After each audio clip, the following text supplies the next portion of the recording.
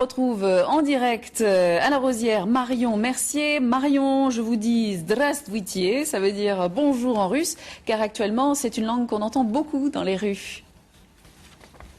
Et c'est vrai que c'est assez surprenant de se promener dans les rues de la Rosière, cette petite station, et d'entendre résonner ça et là la langue russe. Alors l'aventure des Vents d'Est, on la doit à un couple, un Savoyard et une Ukrainienne. Ils se marièrent et eurent beaucoup d'enfants, mais surtout ils invitèrent tous leurs amis des pays de l'Est à venir ici montrer leur talent. Vous allez voir, le dépaysement est garanti.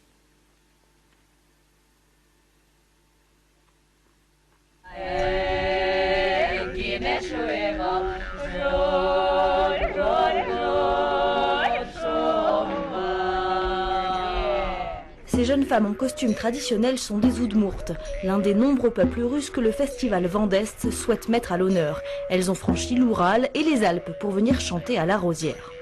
Ce sont les chansons oudmourtes traditionnelles du 19e, du 18e siècle. Ça s'appelle les krez.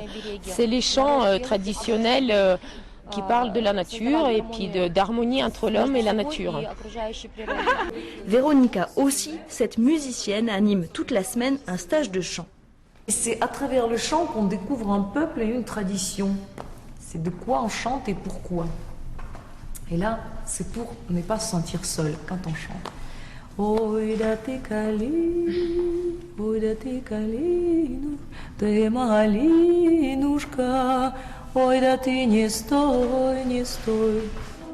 Tatiana est d'origine russe, elle est venue renouer avec ses souvenirs. Ce sont des souvenirs d'enfance, des souvenirs de ma grand-mère, de ce qu'elle pouvait me raconter sur la Russie. C'est les chansons que j'ai chantées petite, que j'avais totalement oubliées.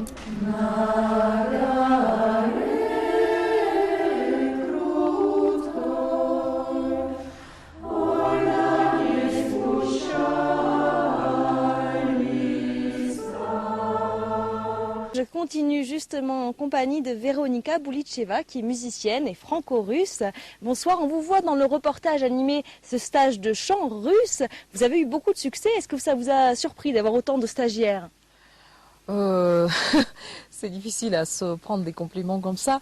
À vrai dire, j'aime particulièrement en France que les Français aiment la Russie.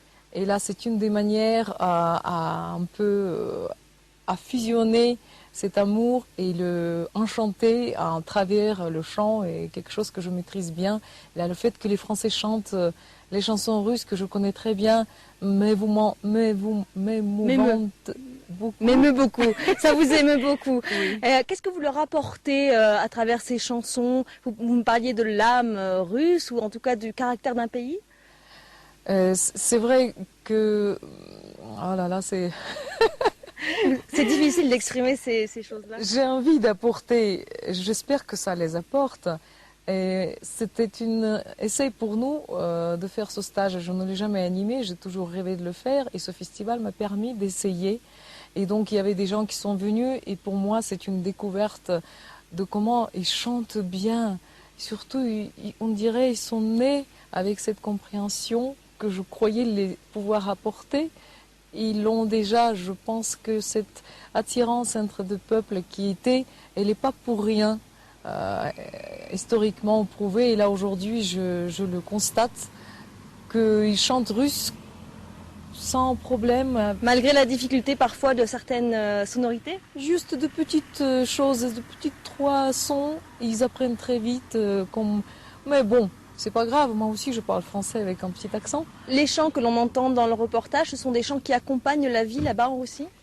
Le chant traditionnel dans chaque pays, c'est un accompagnement de la vie et donc je voulais exprès choisir ce chant-là parce qu'en Russie, c'est le peuple qui est considéré gai pour beaucoup de gens et moi je pense que c'est un peuple triste majoritairement et je voulais prendre ce chant-là qui vit cette tristesse d'une manière mélancolique et cette tristesse est due à la vie de la solitude.